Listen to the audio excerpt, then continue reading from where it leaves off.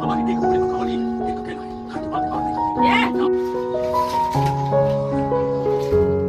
নমস্কার বন্ধুরা, welcome back to my channel. তোমরা সবাই কেমন আছো? আশা করি ভালো আছো, সুস্থ আছো। আবার একটা নতুন ভিডিও নিয়ে চলে এসেছি তোমাদের সামনে। যে যেখান থেকে ব্লগটা দেখছো অসংখ্য ধন্যবাদ। মিসমান ব্লগে আর একবার ওয়েলকাম জানিয়ে ব্লগটা শুরু করে দিলাম।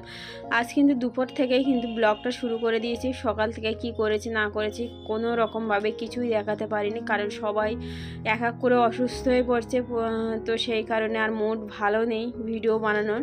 তো আজকের ভিডিওটা দেখতে থাকো, কি হয়েছে না হয়েছে সেটা তো বলবো।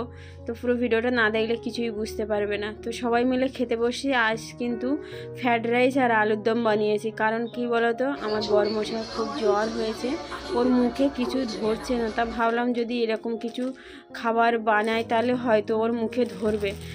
তোমাদের আগে দেখিয়েছিলাম আমার কাকা শ্বশুর মারা গেছে, তার ঘাট হয়ে গেছে। আর তার সেই ব্লগের দুদিন বাদের ব্লগ এটা। শ্রাদ্ধ হয়ে গেছিলো, হওয়ার দিনই কাজে গেছিলো। সেখান থেকে এসে প্রচণ্ড গায়ে হাত পায়ে ব্যথা, জ্বর সেরকমই হয়েছিল। আজ তার পরের দিনের ভিডিও এটা। তা প্রচুর দেখতেই পাচ্ছ, মাথা উঁচু করতে পারছে না, কখনো জ্বর আসছে কখনো বন্ধ হচ্ছে। ওষুধ নিয়ে এসছে কিন্তু কমছে না। তো ভীষণ একটা অবস্থা খারাপ। সেই জন্য ভাবছিলাম যে এরকম খাবার যদি দিই ওর মুখে লাগবে, তাহলেও ও খেতে পারছিল না। অল্প একটুখানি যে প্লেটে ভাত আছে সেই প্লেটের ভাতও পুরো খেতে পারিনি। ওই হাতের কাছে যেটুকু ভাত দেখতে পাচ্ছ ওইটুকুই ভাত কিন্তু খেয়েছে। তারপরে কিন্তু উঠে গেছিলো, বলছে আমার কিছুই খেতে ভালো লাগছে না। তো কি বলবো, ওর কিছু হয়ে গেলে মনে হয় যেন আমার সংসারটা কি করে চলবে, আগে কি করে চলবে, কিছু সারাক্ষণই এরকমই মনে হয়। আর খুব টেনশান হয়। যদি আমি শুধু ভগবানকে বলি যা অসুবিধা হবে আমার হোক, না হলে আমরা আগে চলবো কী করে, আমার বাচ্চাটা কি করে চলবে, কি করে আগে নিয়ে যাব, এরকম সারাক্ষণই ভাবি। আর আমার কিছু হয়ে গেলে তখন ভাবি যে আমার বাচ্চাটা কি করে আগে নিয়ে যাব আমি। তো যাই হোক, খুব বড় অসুস্থ, ডাক্তারের ওষুধ খাচ্ছে। পরের ব্লগে বলবো যে ওর কি হয়েছে না হয়েছে। খাওয়া দাওয়া কমপ্লিট হয়ে গেছে।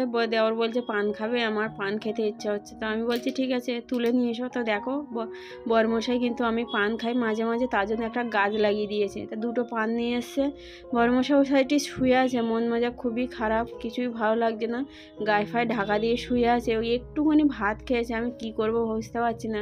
তো বিকালে ফল টল নিয়ে এসে ওকে দিচ্ছি, আর যেটুকু পাচ্ছি সেবা করার চেষ্টা করছি যাতে খুব তাড়াতাড়ি সুস্থ হয়ে যায়। এদিকে পান নিয়েছি, দেওয়ার বলছে আমাকে একটু দাও আর তুমি একটু খাও। তো সেই জন্য পান বানাতে বসে পড়েছি।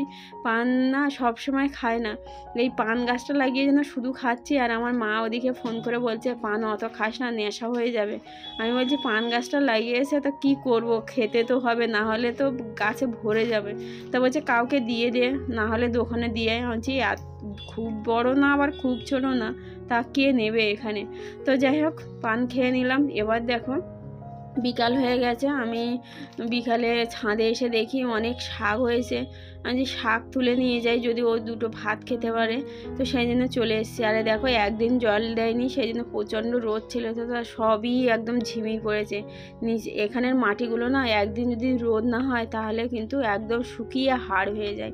আর দেখো ছতলার উপরে কিন্তু শাক গাছ লাগিয়েছিলাম, সেই শাক দেখো, এটা বলে গ্রামের দিকে ডেমো শাক। আমি ওদের বলেছি যে লাল শাক ডেমো শাক একটু মিক্স করে দেবে, তাহলে কিন্তু ভালো লাগে। তো এখানে কিন্তু শুধুই ডেমো শাক হয়েছে, দুই একটা লাল শাক হয়েছে। ওই সাইডে টবে দিয়েছে, এখন কবে হবে জানি না। তো এখানে একদিন আমাদের বিল্ডিং ওনারা উঠে দেখে আমরা এইসব লাগিয়েছি। তো আমার বর্মশাইকে বলছে আমাদের বাড়ির পাশে ওরকম অনেক জায়গা আছে, তোরা পারলে ওখানে চাষ করে আর খা। তো এরকম বলছে। তো দেখো এই টফে ওর কিন্তু লাল শাক দিয়েছে, এখন দেখা যাক কীরকম হয় না হয়, কিন্তু তোমাদের পরের ব্লগ দেব। তো বন্ধুরা আমার ভিডিওটা তোমাদের কেমন লাগছে প্লিজ কমেন্ট করে জানিও। এ সাইডেও দিয়েছে লাল শাক, এই দেখো পুঁই শাক গাছও হয়েছে, কবে হবে যায় না। তো যাই হোক টুকটাক করে এখানে খাওয়া হচ্ছে, এক দুদিনের খাওয়ার হয়ে যায়। প্রথমে দেখো এই শাকগুলো তুলছি, আবার এখানে ডেমো শাক দেবে, আর ওই সাইডে লাল শাক দিয়েছে। তো এই শাকগুলো কিন্তু একদিনেই হয়ে যাবে, তাই না? তো দেখো এত দূরে থেকে কিন্তু আমরা শাক সব কিছুই কম বেশি করে খাচ্ছি।